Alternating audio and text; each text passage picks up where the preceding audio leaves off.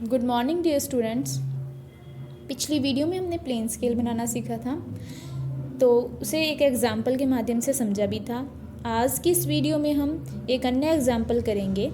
Example आपके सामने है कि निरूपक भिन्न 1:2,00,000 पर बने किसी मानचित्र के लिए सरल मापनी की रचना कीजिए जिसमें दूरियां किलोमीटर व हेक्टोमीटर में पढ़ी जा सकें।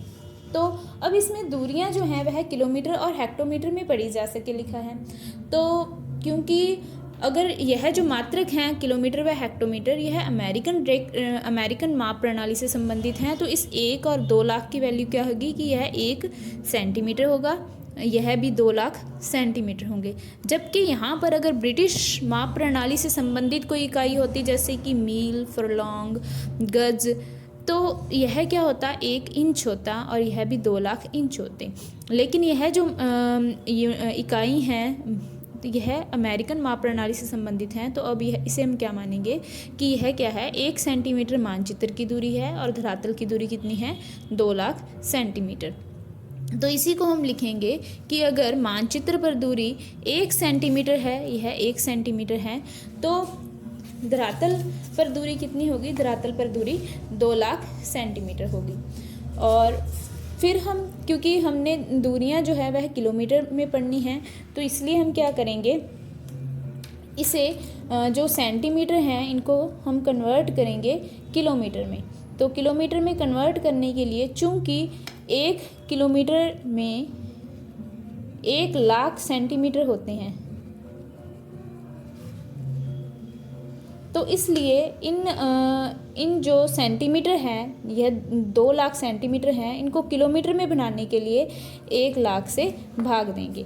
तो वही आगे मानचित्र पर दूरी 1 सेंटीमीटर है, तो धरातल पर दूरी किलोमीटर में करनी है हमने। इस 2 लाख को 1 लाख से भाग दिया तो कितना आया, 0 से 0 कट गई और भाग दिया कितना आ गया 2 किलोमीटर। अब ध्यान रहे पहले यह 2 लाख सेंटीमीटर था, उसके बाद अब यह क्या आ गया है 2 किलोमीटर आ गया है।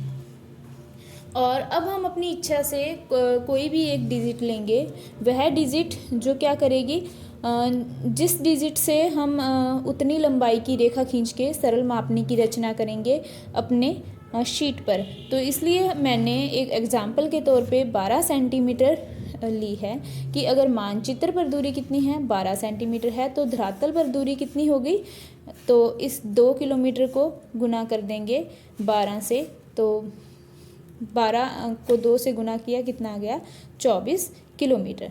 यानी कि अगर मानचित्र पर दूरी 12 सेंटीमीटर है, मानचित्र पर हम 12 सेंटीमीटर की कोई 2 बिंदुओं की रेखा खींचेंगे, तो उन्हीं 2 बिंदुओं के मध्य की दूरी धरातल पर कितनी होगी 24 किलोमीटर होगी। तो अब हम इसे समझते हैं शीट पर कैसे बनाएंगे। तो यह आपके सामने शीट बनी हुई है। हालांकि मैंने आपको कल भी समझाया था कि किस प्रकार से शीट बनानी है। पहले हम क्या करेंगे, कोई भी 12 सेंटीमीटर की सीधी एक सरल रेखा 12 सेंटीमीटर की खींचेंगे। 12 सेंटीमीटर की ये रेखा खींची हुई है। उसके बाद यह जो है स्केल यह 1 सेंटीमीटर चौड़ी होनी चाहिए, 1 से अधिक नहीं होनी चाहिए। तो ये 1 सेंटीमीटर दोनों तरफ से चौड़ी है और यह 12 सेंटीमीटर की ही इधर रेखा खींच करके इस बॉक्स को क्या कर देंगे, बंद कर देंगे। अब इस बॉक्स में क्या करेंगे 0.05 यानी कि यहाँ पर 0.5 की जो 0.5 का यहाँ पे इसको डिवाइड करेंगे, स्केल को 2 हिस्सों में बांट देंगे, यहाँ पर भी और यहाँ से भी, और इन दोनों जो निशान हैं इन दोनों को मिला करके एक रेखा खींच देंगे। अब इसके बाद क्या करना है कि इसे मुख्य भागों में बांटना है। यह जो मुख्य भाग हैं आप अपनी इच्छा से इसे डिवाइड कर सकते हो। जैसे कि हमने 12 सेंटीमीटर की रेखा खींची थी और अगर हम एक बॉक्स जो है 3 सेंटीमीटर का बनाएंगे तो टोटल कितने बॉक्स बनेंगे, 4 बॉक्स बनेंगे। तो यह जो 4 बॉक्स हैं हमने 3-3 सेंटीमीटर के गैप से, कितने गैप से, 3-3 सेंटीमीटर के गैप से बनाए हैं। 3, 6, 9 और ये 12, यहाँ पे निशान लगाया 3, 6, 9 और 12। इन बॉक्स को क्या कर दिया, सीधा मिला दिया। इन लाइनों को। तो इस प्रकार से यह हम देखेंगे कि हमारी जो स्केल है यह चार बॉक्स में बंट गई। पहला बॉक्स, दूसरा, फिर तीसरा, फिर चौथा।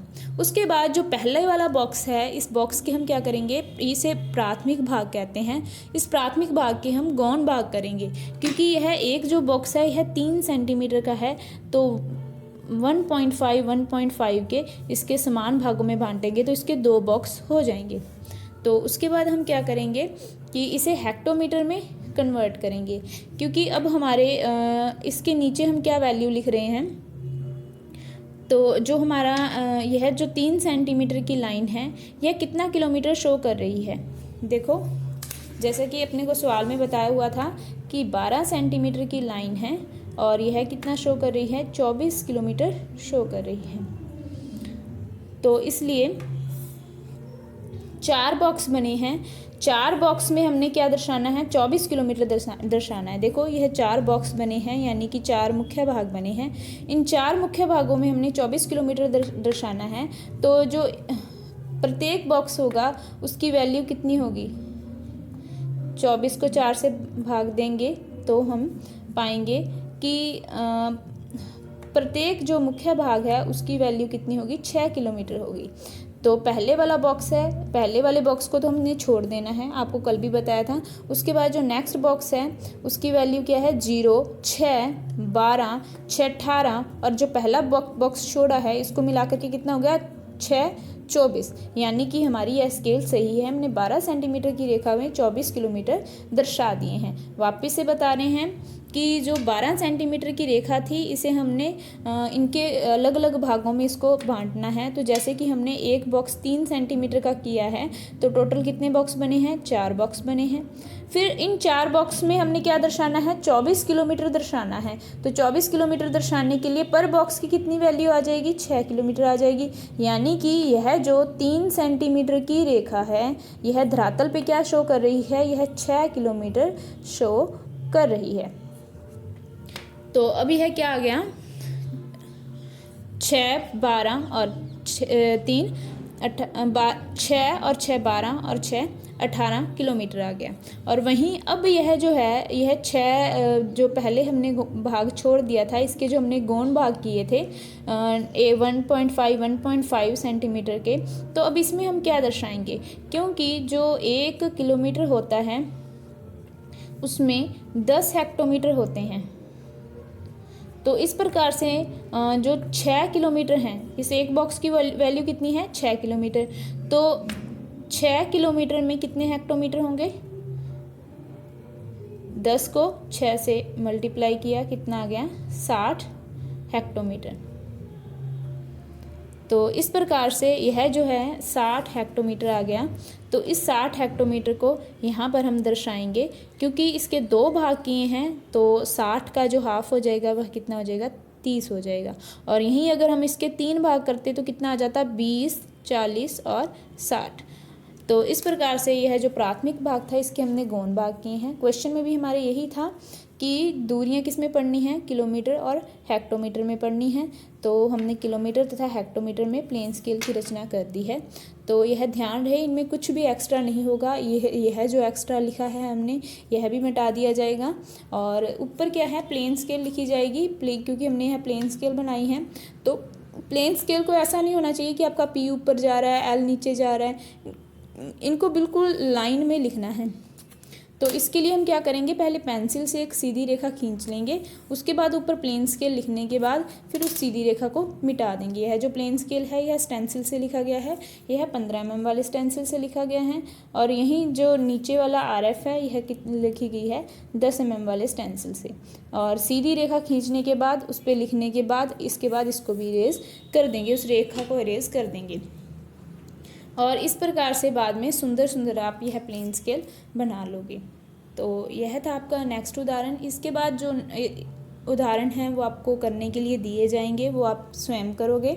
और इनके जो नोट्स हैं वो आपको आपके व्हाट्सएप ग्रुप पे प्रोवाइड करवा दिए जाएंगे, कल वाली शीट के भी और आज वाली के भी। धन्यवाद।